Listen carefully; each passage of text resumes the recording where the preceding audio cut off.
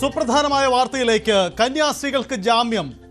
മതപരിവർത്തന കുറ്റം ആരോപിച്ചുകൊണ്ട് അറസ്റ്റിലായ കന്യാസ്ത്രീകൾക്കാണ് ബിലാസ്പൂരിലെ പ്രത്യേക NIA കോടതിയുടെ ജാമ്യം അനുവദിച്ചിരിക്കുന്നത്. 9 ദിവസത്തിന് ശേഷമാണ് കന്യാസ്ത്രീകൾ പുറത്തു വരുന്നത്.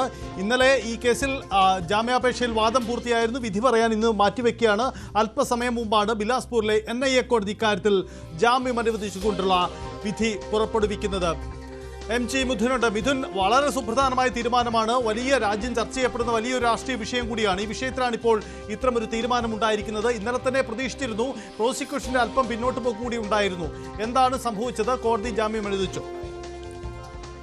9 ദിവസത്തിന് ശേഷം ഇപ്പോൾ കന്യാസ്ത്രീകൾ അറസ്റ്റിലായിട്ടുള്ള 2 കന്യാസ്ത്രീകളും ഇന്ന് തന്നെ ജയിലിന് പുറത്തേക്ക് ഇറങ്ങുന്ന സാഹചര്യം ഉണ്ടാകുന്നു എന്നുള്ളത് തന്നെയാണ്. NIA കോടതി ഇരുവർക്കും ജാമ്യം അനുവദിച്ചിരിക്കുന്നു. അതായത് പ്രോസിക്യൂഷൻ കഴിഞ്ഞ ദിവസം ഈ കേസ് NIA കോടതിക്ക് മുമ്പാകെ വന്നപ്പോൾ സാങ്കേതികമായി മാത്രമായിരുന്നു ഇന്നലെ ഇത് എതിർത്തത്. പക്ഷേ ചില കാര്യങ്ങൾ ചൂണ്ടിക്കാണിക്കുകയും ചെയ്തിരുന്നു. അതുകൊണ്ട് തന്നെ ജാമ്യത്തെ എതിർക്കുന്നില്ല എന്ന രീതിയിലുള്ള പരാമർശവും കോടതിയിൽ പ്രോസിക്യൂഷൻ നൽകിയിരുന്നു. കോടതി ചോദിച്ചിരുന്നു ഈ ഇരുവരെയും കസ്റ്റഡിയിൽ ആവശ്യമുണ്ടോ എന്നൊരു ചോദ്യം NIA കോടതിയുടെ ഭാഗത്തുനിന്നും ഉണ്ടായിരുന്നു. പക്ഷേ ആ അപേക്ഷ നൽകുന്നില്ല എന്നുള്ള മറുപടിയായിരുന്നു പ്രോസിക്യൂഷന്റെ ഭാഗത്തുനിന്നും ഉണ്ടായത്. നേരത്തെ UDF MPമാരൊക്കെ പറഞ്ഞതുപോലെ തന്നെ അമിത്ഷാ ഇക്കാര്യത്തിലൊരു ഉറപ്പ് നൽകിയിരുന്നു. ഒരു തരത്തിലും ഛത്തീസ്ഗഡ് സർക്കാർ ഒരു തരത്തിലും ഈ ജാമ്യ ഹർജിയെ എതിർക്കില്ല എന്ന ഉറപ്പ് കേന്ദ്ര ആഭ്യന്തര മന്ത്രിയുടെ ഭാഗത്തുനിന്നും ഉണ്ടായിരുന്നു. അതിന് പിന്നാലെയാണ് ഇപ്പോൾ ഈ കേസ് പരിഗണിച്ചുകൊണ്ട് ഇപ്പോൾ ബിലാസ്പൂരിലെ NIA കോടതി ഇപ്പോൾ ഈ 2 പേർക്കും ജാമ്യം അനുവദിച്ചിരിക്കുന്നത്. ഏറെ ചർച്ച ചെയ്ത ഏറെ വിവാദമായ ഒരു വിഷയമായിരുന്നു. BJPയെ സംബന്ധിച്ച്, സംസ്ഥാനത്തെ BJPയെ സംബന്ധിച്ച് വലിയ രീതിയിൽ അവർക്ക് സഭാ നേതൃത്വത്തിൽ നിന്ന് വലിയ രീതിയിൽ തിരിച്ചടി ഉണ്ടാകുന്ന ഒരു സാഹചര്യം ഉണ്ടായിരുന്നു. വലിയ രീതിയിൽ ഈ സഭാ നേതൃത്വങ്ങളെ അനുനയിക്കുന്നതിന് വേണ്ടിയുള്ള ഒരു ശ്രമം പിന്നീട് BJP സംസ്ഥാന അധ്യക്ഷന്റെ ഭാഗത്തു നിന്നൊക്കെ ഉണ്ടായത് നമ്മൾ കാണുകയും ചെയ്തായിരുന്നു. അതിന് പിന്നാലെയാണ് ഇപ്പോൾ ഇരുവർക്കും ജാമ്യം അനുവദിച്ചിരിക്കുന്നത്. അതൊരു പക്ഷേ BJPയെ സംബന്ധിച്ച് അത് ഒരു ആശ്വാസമായി നമുക്ക് കണക്കാക്കേണ്ടിയിരിക്കുന്നു. മറ്റൊന്ന്, ഏറ്റവും പ്രധാനപ്പെട്ട കാര്യം, എന്തുകൊണ്ടാണ് ഈ ജാമ്യം അനുവദിച്ചത്, അതായത് ഏതൊക്കെ കാര്യങ്ങൾ പരിഗണിച്ചുകൊണ്ടാണ് അനുവദിച്ചതെന്നുള്ള ഒരു വിശദാംശങ്ങൾ അല്പസമയത്തിനകം തന്നെ ലഭ്യമാകും. പക്ഷേ കഴിഞ്ഞ ദിവസം ഈ കന്യാസ്ത്രീകൾക്ക് വേണ്ടി ഹാജരായ അഭിഭാഷകൻ അമൃതോദാസ് വ്യക്തമാക്കിയ ചില കാര്യങ്ങളുണ്ടായിരുന്നു. കഴിഞ്ഞ 8 ദിവസമായി കന്യാസ്ത്രീകൾ പ്രായമുള്ളവരാണ്, അവർ ജയിലിൽ കഴിയുകയാണ്, അവർക്ക് ആരോഗ്യപരമായ ചില കാര്യങ്ങളുണ്ട്, പ്രശ്നങ്ങളുണ്ട്. അതൊക്കെ പരിഗണിച്ചുകൊണ്ട് ഈ ജാമ്യം അനുവദിക്കണം. മറ്റൊന്ന്, ഈ കേസിൽ ചില വകുപ്പുകൾ ചുമത്തിയിട്ടുണ്ട്. അതായത് ഭാരതീയ ന്യായ സംഹിതയിലെ 143 വകുപ്പ് പ്രകാരം ഈ മതപരിവർത്തനം, ഒപ്പം തന്നെ മനുഷ്യക്കടത്ത് അടക്കമുള്ള കാര്യങ്ങൾ ആരോപിച്ചിട്ടുണ്ട്. ആ കേസുകൾ, വകുപ്പുകൾ ഉന്നയിച്ചുകൊണ്ടാണ് കേസെടുത്തിരിക്കുന്നത്.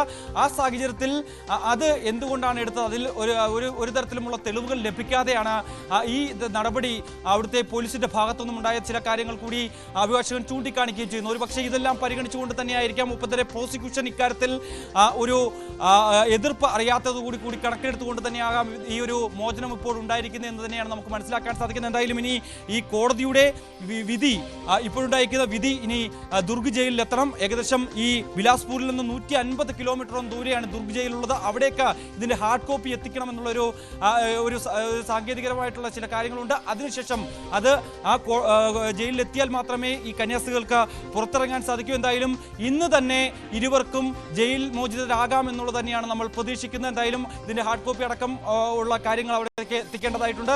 മറ്റെന്തൊക്കെ കാര്യങ്ങളാണ് പരിഗണിച്ചിരിക്കുന്നത് കോടതി എന്നുള്ള കാര്യങ്ങൾ അറിയേണ്ടതായിട്ടുണ്ട്. ഏതെങ്കിലും തരത്തിൽ ജാമ്യത്തിന് വ്യവസ്ഥകൾ വെച്ചിട്ടുണ്ടോ, അല്ലെങ്കിൽ ഈ കേസിൽ മതപരിവർത്തനവും ഒപ്പം തന്നെ മനുഷ്യക്കടത്തടക്കമുള്ള കാര്യങ്ങൾ നിലനിൽക്കുമോ, അതൊക്കെ പിൻവലിച്ചിട്ടുണ്ടോ എന്നടക്കമുള്ള കാര്യങ്ങൾ കൂടി ഒരു വ്യക്തത വരേണ്ടതായിട്ടുണ്ട്. അത് അല്പസമയത്തിന് ഇതിന്റെ വിശദമായ പാർക്ക് ലഭ്യമാകുന്നത് കൂടി അത് നമുക്ക് ലഭ്യമാകും. ഒപ്പം തന്നെ ഇക്കാര്യത്തിൽ എന്ത് നിലപാടാണ് പ്രോസിക്യൂഷൻ സ്വീകരിച്ചിരിക്കുന്നത്, പ്രോസിക്യൂഷൻ എന്ത് കാര്യങ്ങളാണ് കോടതി അറിയിച്ചിട്ടുള്ളത് എന്നുള്ളൊരു വ്യക്തമായ ചിത്രം കൂടി ലഭ്യമാകേണ്ടതായിട്ടുണ്ട്. സൈതാർ. യെസ്, ഫാദർ ഫിലിപ്പ് കവിയിൽ നമുക്കൊപ്പം ചേരുകയാണ്. കത്തോലിക്ക കോൺഗ്രസിന്റെ ഗ്ലോബൽ അദ്ദേഹം ചേരുന്നു. എന്തായാലും ഈ കാത്തിരിപ്പുകൾക്കൊടുവിൽ കന്യാസ്ത്രീകൾക്ക് ജാമ്യം അനുവദിക്കുന്നു. ഇന്ന് 9 ദിവസത്തിന് ശേഷമാണ് പുറത്തു വരുന്നത്. സന്തോഷകരമാണ് ഈ നിമിഷങ്ങൾ. എങ്ങനെ പ്രതികരിക്കുന്നു? വളരെ സന്തോഷമുണ്ട്. ബഹുമാനപ്പെട്ട 2 സിസ്റ്റർമാർക്ക് ജാമ്യം ലഭിച്ചു എന്ന് കേൾക്കുന്നതില്. എന്നെ കേൾക്കാമോ? കേൾക്കാം, തീർച്ചയായിട്ടും, പറഞ്ഞോളൂ. വളരെയധികം സന്തോഷമുണ്ട്. കഴിഞ്ഞ 9 ദിവസമായിട്ട് ഞങ്ങളുടെ ബഹുമാനപ്പെട്ട സിസ്റ്റേഴ്സ് തുറുങ്കിൽ അടയ്ക്കപ്പെട്ടു. വളരെ നരകതുല്യമായ യാതനകൾ അനുഭവിച്ചു. ഈ നാട്ടിലെ നല്ലവരായ എല്ലാ ജനങ്ങളും ബഹുമാനപ്പെട്ട സിസ്റ്റേഴ്സിന് വേണ്ടി നിരത്തിലിറങ്ങിയുണ്ട്. അഭ്യുന്ന പിതാക്കന്മാരും ബഹുമാനപ്പെട്ട സിസ്റ്റേഴ്സും നീതിക്ക് വേണ്ടി ആഗ്രഹിക്കുന്ന എല്ലാ മനുഷ്യരും ഒറ്റക്കെട്ടായിട്ട് പുറത്തിറങ്ങി. അത് സഹായിച്ചവരെയൊക്കെ ഞങ്ങൾ നന്ദിയോടെ ഓർക്കുകയാണ്. രാഷ്ട്രീയ രംഗത്തും അല്ലാതെയുള്ള സഹായിച്ചവരെയും നന്ദിയോടെ ഓർക്കുന്നു. ഈ വാർത്ത വളരെ സന്തോഷകരമാണ്. തുടർന്നും അവർക്ക് നീതി ലഭിക്കട്ടെ എന്ന് ഞാൻ ആഗ്രഹിക്കുകയും പ്രാർത്ഥിക്കുകയും ചെയ്യുകയാണ്. ഇന്നലെ ഇപ്പൊ യഥാർത്ഥത്തിൽ പ്രോസിക്യൂഷന്റെ അല്പം പിന്നോട്ട് പോക്കാണോ ജാമ്യം കിട്ടിയതെന്ന് കരുതുന്നുണ്ടോ? അങ്ങനെ കരുതുന്നുണ്ടോ? ചില ആഭ്യന്തരമന്ത്രിയുടെ ഉറപ്പുകൾ പാലിക്കപ്പെട്ടില്ല എന്ന വിമർശനം പൊതുവിൽ ഉയർന്നതാണ്. അതെ, അതിനെക്കുറിച്ചൊന്നും എനിക്ക് കൃത്യമായിട്ട് അറിയത്തില്ല. അത് സാങ്കേതിക കാര്യങ്ങളാണല്ലോ. അതിനെക്കുറിച്ച് എനിക്കൊരു അഭിപ്രായം പറയാൻ ഇപ്പോൾ സാധിക്കുകയില്ല. ഏതായാലും നമുക്ക് എല്ലാവർക്കും സന്തോഷം പകരുന്ന ഒരു കാര്യമാണ് ഈ അനീതിക്കെതിരെ ഇപ്പൊ ഒരു പൊതുവായ നിലപാടുണ്ടായത്. കോടതികൾ ഇടപെട്ടത്, കോടതികൾ ബഹുമാനപ്പെട്ട സിസ്റ്റേഴ്സിന് ജാമ്യം അനുവദിച്ചു എന്ന് പറയുന്നത് തന്നെ വളരെ സന്തോഷകരമായ ഒരു കാര്യമാണ്. വളരെ നന്ദി ഫിലിപ്പ് കവിയിൽ പ്രതികരിച്ചതിന്. എന്തായാലും ആ സന്തോഷ നിമിഷമാണ് അദ്ദേഹം പ്രതികരിക്കുന്നത്. പൊതുവിൽ കന്യാസ്ത്രീകളുടെ ഈ ജാമ്യം അത് പൊതുവിൽ അങ്ങേയറ്റം സന്തോഷം തോന്നുന്ന കാര്യമാണ്. കാരണം അവർ ആ ജയിലിൽ അടക്കം അനുഭവിച്ച ക്ലേശകരമായ അനുഭവങ്ങൾ പലവട്ടം പലരും തുറന്നു പറഞ്ഞിട്ടുണ്ട്. എന്തായാലും കുടുംബാംഗങ്ങളൊക്കെ സിസ്റ്റർമാരുടെ കുടുംബാംഗങ്ങളൊക്കെ പ്രതികരണം വരുന്നുണ്ട്. എല്ലാവർക്കും നന്ദി പറയുന്നു. അത്തരത്തിൽ പ്രതികരണങ്ങൾ പുറത്തു വരുന്നുണ്ട്. എന്തായാലും ഏറെ സുപ്രധാനമായ തീരുമാനമാണ്. മാധ്യമപ്രവർത്തകർക്കും രാഷ്ട്രീയ നേതാക്കൾക്കും നന്ദി പറയുന്നു. ഒപ്പം തന്നെ വിവിധ രാഷ്ട്രീയ നേതാക്കളുടെ പ്രതികരണം കൂടി വരുന്നുണ്ട്. ആക്രമണം നടത്തിയ പോലീസിനെതിരെ നടപടി വേണമെന്ന് ജോസ് കെ മാണി ആവശ്യപ്പെടുന്നു. കേരളത്തിൻ്റെ ആകെ വിജയമെന്ന് പി സന്ദേശ് കുമാർ MP പറയുന്നു. അങ്ങനെ വ്യത്യസ്ത തരത്തിലുള്ള പ്രതികരണം വരുന്നു. സിസ്റ്റർ വന്ദനയുടെ അച്ഛൻ്റെ പ്രതികരണം ഇതാണ്. എല്ലാവർക്കും നന്ദി എന്നാണ് സിസ്റ്റർ വന്ദനയുടെ അച്ഛൻ പ്രതികരിക്കുന്നത്. മിഥുൻ, ഇത് രാജ്യത്ത് തന്നെ ഏറ്റവും സുപ്രധാനമായ ഒരു രാഷ്ട്രീയ വിഷയമായി മാറിക്കഴിഞ്ഞു. കേരളം ഒന്നടങ്കം ഇതിൽ നിലപാടെടുക്കുകയാണ്. BJP പോലും സിസ്റ്റർമാർക്ക് അനുകൂലമാണ് നിലപാടെന്ന് പറയുന്നു. പക്ഷേ അവർക്ക് മുന്നിലുണ്ടാകുന്ന രാഷ്ട്രീയ പ്രതിസന്ധി ചെറുതല്ല. എന്താണ് പൊതുവിൽ ഇപ്പോൾ പുറത്തു വരുന്ന പ്രതികരണങ്ങൾ? എങ്ങനെയാണ്? കോടതിക്കും പുറത്തുള്ള സാഹചര്യം എന്താണ്? അവർ എപ്പോഴേക്ക് പുറത്തു വരും? സജിത്, വളരെ വൈകാരികമായ നിമിഷങ്ങൾക്കാണ് ഈ കോടതി പരിസരവും ഒപ്പം തന്നെ ഈ ദുർഗ് ജയിലിന് മുന്നിലും സാക്ഷ്യം വഹിക്കുന്നത്. കാരണം ഈ സിസ്റ്ററിൻ്റെ സഹോദരൻ ഈ ജനപ്രതിനിധികളെ, അതായത് കേരളത്തിൽ നിന്നുള്ള ജനപ്രതിനിധികളെ ആലിംഗനം ചെയ്ത് കരയുന്ന കാഴ്ചയൊക്കെ കാണാൻ സാധിക്കുന്നു. അത്രത്തോളം വൈകാരികമായ നിമിഷം തന്നെയാണ്.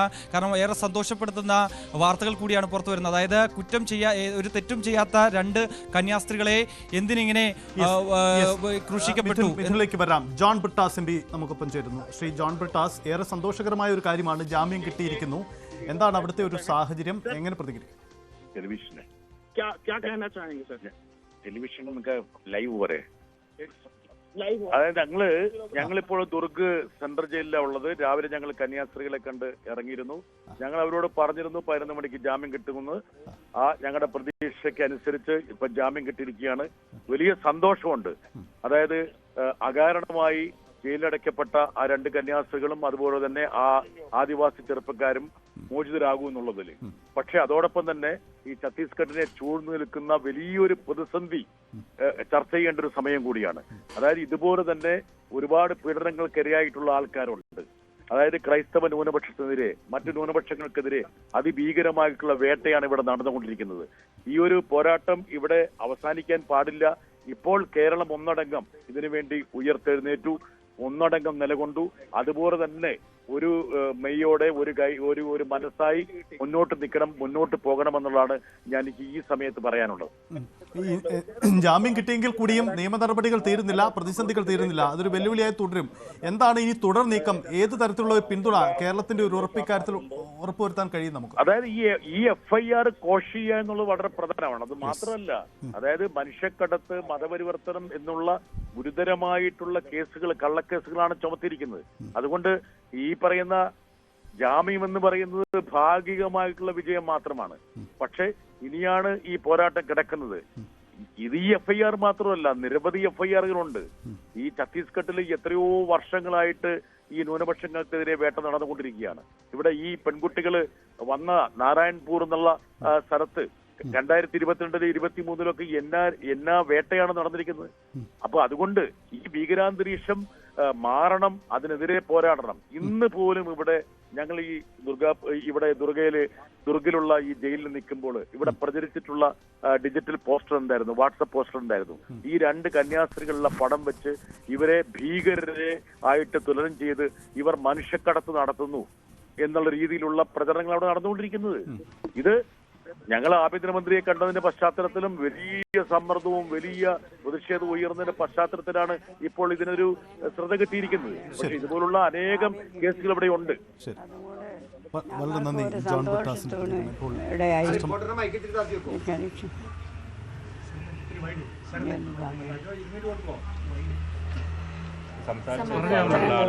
സംസാരിച്ചു തോന്നല്ലേ, മകനൊക്കെ അവിടെയുള്ള ആളുകൾ സംസാരിച്ചു തോന്നല്ലേ.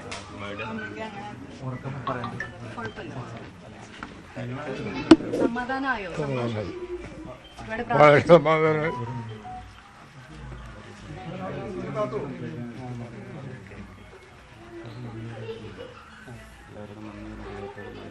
എന്താ പറയാനുള്ളൂ? ഒരുപാട് പേര് കാണാനായിട്ട് വന്നിരുന്നു അപ്പച്ചനെയൊക്കെ.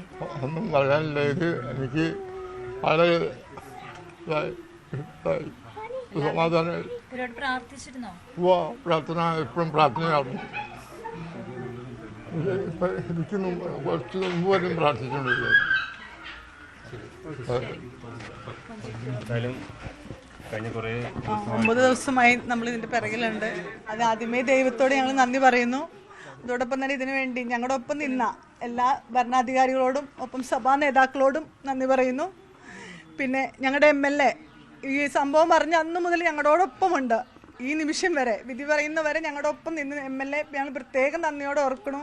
ഒപ്പം പ്രത്യേകം MLAക്ക് വേണ്ടി നന്ദി പറയണു. ഞങ്ങളുടെ കുടുംബത്തോടൊപ്പം MLAയുടെ ഒരു വിഷമമായി കണ്ട്, MLAയുടെ കുടുംബത്തിലൊരു അംഗത്തെ പോലെ കണ്ട് ഞങ്ങളോടൊപ്പം നിന്ന് MLAക്ക് പ്രത്യേകം നന്ദി.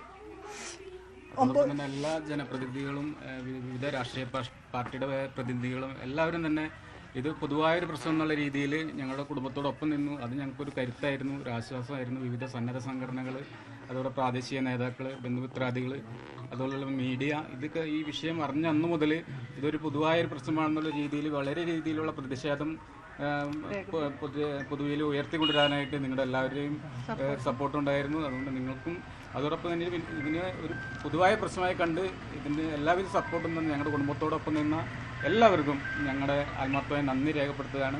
അതോടൊപ്പം തന്നെ ഇതിപ്പോൾ എല്ലാവർക്കും ഒരു കൃത്രിമമായി ഉണ്ടായ സാങ്കേതികമായി ഉണ്ടായ ഒരു കേസാണെന്നൊക്കെയാണ് പൊതുവെ എല്ലാവരും ഇപ്പോൾ നമുക്ക് എല്ലാവർക്കും മനസ്സിലായിരിക്കുന്നത്. അപ്പോൾ ഇതിൻ്റെ കൂടുതൽ നടപടിക്രമങ്ങളിലേക്ക് ബാക്കി നീണ്ടുപോകാതെ ഈ കേസ് തന്നെ പിൻവലിക്കണമെന്നാണ് ഞങ്ങളുടെ കുടുംബത്തിൻ്റെ ഒരാവശ്യം. ഇതിനുവേണ്ടി പ്രാർത്ഥനാ സഹായങ്ങൾ പറഞ്ഞ നിരവധി ലക്ഷക്കണക്കിന് ജനങ്ങൾ നമ്മുടെ കൂടെ നിന്നു. നാനാജാതി മതവിഭാഗത്തിൽപ്പെട്ട ലക്ഷക്കണക്കിന് ആളുകൾ ഞങ്ങൾക്ക് വേണ്ടി പ്രാർത്ഥിച്ചിട്ടുണ്ട്.